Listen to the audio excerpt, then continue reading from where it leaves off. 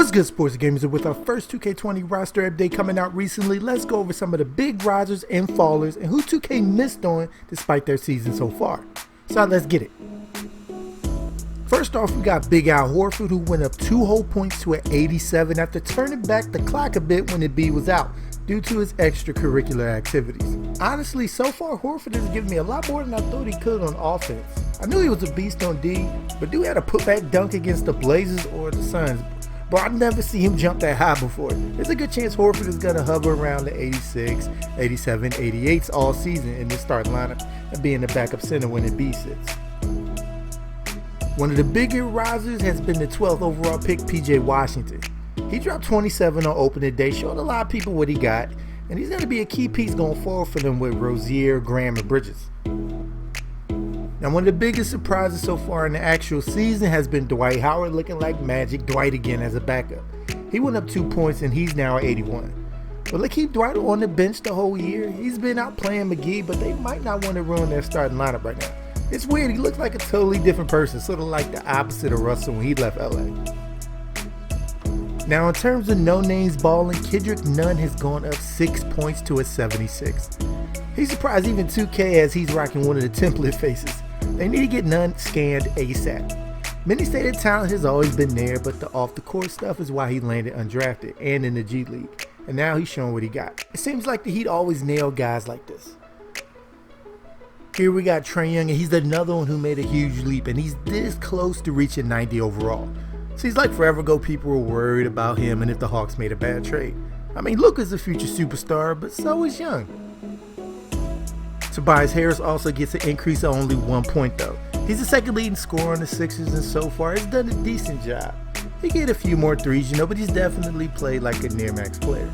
The weird part with Harris though, I think he's better at the 4 than the 3, and he's played better at the 4 statistically the past 2 seasons as well. It's definitely going to be interesting with Horford of course getting the minutes there though. If he could continue to be that consistent second option on the Sixers, who should have a top 3 record this year, his overall might keep rising. That 3-point shooting definitely got to get better though. Jayson Tatum only goes up 1 overall. His rebounding is up and his shooting the 3 way better than last year. He appears to have made that next leap in his development. Dang it. Now, one of the biggest upgrades is Hornets guard Devante Grant going up 7 points to a 76. He's pretty much sharing guard duties with Rozier this year, and he's holding his own, honestly, averaging 17 a game off the bench with 7 assists. That's legit starting guard numbers, while also shooting pretty good from 3. Now, will the shooting hold up? He actually shot pretty good in college, so that's a good sign, but definitely Graham has impressed with his play so far. Hornets got a good system going with him and Rozier, and I don't see them changing it anytime soon. Another guy who seems to have returned to form is Kevin Love. Yet he only goes up 1 point. Should he be higher, people? And 84 is respectable, but the man is averaging 18 and 14, taking us back to them T-Wolves, Ricky Rubio, game winner versus the Clipper days. He's even dropping a few more assists this year as well. Love definitely deserves a higher rating. Maybe they will wait until he gets traded to a good team or something like the Blazers. Now Luka has jumped 3 points up to a 90 overall. It seems like the Mavericks pretty much said, okay, do everything this year. Seems like he gets a near triple-double every game now. The hype was huge for him, but this guy could be a top 5 to 10 player soon. I wouldn't be surprised if his rating just keeps going up at the rate he's at. Once Porzingis gets back into form more, the Mavs are going to be a pretty tough out on the backs of their 2 stars. And if you haven't noticed, he's 1 point higher than Trae Young. You're not slick, 2K. I feel people are going to be comparing these two throughout their career. But lucky for us, the Mavericks and Hawks both got young stars to build around. Nobody really lost in that trade. Now, Gary Harris is going down 1 point. I don't know what's been up with him the past season and where we at now, like 8-9 games? But he's been going downhill. Where's the near 50-40 shooting Gary Harris at? He's like the 4th, 5th, 4th and a half option on the starting lineup a lot of the time. And his rating is now the 5th highest on the team. Come on, he's better than Will Barton, right? Now, Luc Bernardin is going up 2 to land at a 77. Now, it's taking him a minute, but he's starting to make the fact that Detroit passed on Mitchell for him now not as bad as it was before the season. It's still bad though, don't get me wrong. He's averaging around 15 points now as a high volume 3-point shooter. Bowman has done okay when called upon to start whenever Russell has been out, and he has gone up 3 as well. He shoots pretty decent from 3 this year, so he'll probably end up staying on the team the rest of the year. A slight surprise is Gordon Hayward only going up 2 points to an 82. Dude looks fully back to prime Utah Jazz Hayward right now. Check his stat line so far this year, it's crazy. Maybe they're just waiting for him to do this for a month or so to boost him back to his Jazz self. He got hurt again, so he's not going to go up again for a little while, but that's why they should have just gave him the +4 or 5 off the jump. Now Brandon Ingram is balling now and is starting a trend of Lakers leaving it blowing up all of a sudden. The weird thing is Ingram still doesn't have a 3-point shot in his arsenal. How you get compared to KD with no 3-point shot?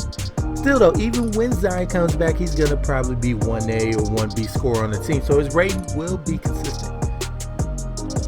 One of the dark horses for Rookie of the Year before the season, Tyler Herro has gone up 3 points, landing at a 76.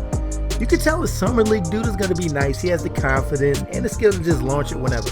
He might land at around an 80 before the season is all said and done. He's coming off the bench, which will limit him some, but dude is nice. Now we got to give credit where credit is due, and Andrew Wiggins has been playing pretty good so far. As a reward, he goes up to an 80 overall and is tied for the second highest rating on the Wolves. It's sad the former #1 pick is tied with Covington, but baby steps here. Now will Wiggins keep this up and actually take the next step? He's still only 24, being one of the least efficient players in the league might have got to him, and he may be a brand new man.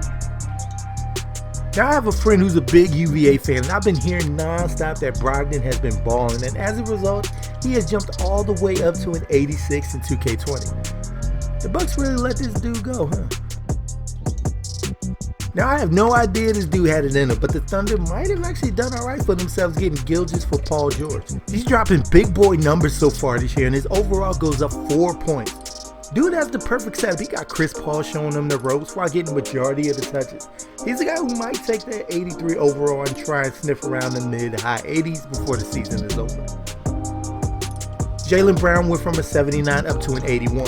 I've never been super high on Brown as I don't think he could dribble that well or finish. But his dribbling looks a lot better in the games I've seen. He's somebody I think I also would like more if he wasn't on the Celtics. Now the former chosen one, Markelle Fultz, goes up 1 point as well, while basically being the same guy he has always been. I mean, I guess his free throw shooting has gotten a lot better, but he still can't shoot. But good for him for getting on the court again. I'm not bitter anymore. Now apparently Aron Baynes is like a serious option in the Suns offense since Ayton got suspended. And he's been balling, and he goes up 3 to a nice 78 rating. It's crazy, dude just woke up one day and said, I'm gonna start shooting threes. And for the past 2-3 seasons, he's actually nice at them. Now Buddy Hield goes down too, and it's solely because the Kings suck right now. Because Hield has been fine, shooting numbers are good, but something had to be done here obviously. One of the early season free agent busts has been Mike Conley, and as a result he drops 4 overall points to an 83. Is 2K overreacting to his early season struggles? Nobody in history has shot as bad as Conley has to start, so I don't think he deserves such a drastic drop because there's no way he keeps it up. When Dell Carter goes up 3 to an 81 and the third highest rated Bull on the team. And Rashawn Holmes goes up 2 after upping his production once the Kings benched Dedmon for sucking. Holmes is a high energy guy who could put up numbers in a hurry, so good for him. I'm still salty. I remember he had a 3-ball in college and it's pretty much been non-existent. Now for some guys that didn't get anything done to them despite their play deserving otherwise. First off, I'm surprised Ben Simmons didn't get dropped even a point. I love you, Ben, but his numbers are all down so far this year, especially his shooting. And I watched Aron Baynes just lock him down in the Suns game. I'm upset with him right now, but his play definitely hasn't been up to par and deserved a drop. Another player that deserved a rating adjustment has been Bogdanovich from the Jazz. Now I watched the Jazz game the other day and dude is nice. He's not just a spot up shooter. He be taking dudes to the hole, getting fouled. He can dribble a little bit. He's like a souped up Joe Ingles. He's perfect for the Jazz, giving Mitchell and whenever Conley bounces back space and an easy kick out in the corner. Now the biggest one is Siakam. It's okay guys, you can give him that 90 rating. He's good. But alright sports gamers, who do you think didn't deserve that rating increase or decrease? And who didn't get touched that you think should have? Let me know in the comments down below. And stay tuned here at Sports Gamers Online for more NBA 2K20 content. So make sure to subscribe to the channel if you haven't. And once you're with us, hit that bell icon at the bottom so you don't miss anything we put out. I'm Chris, Thank y'all for watching, and be good, y'all.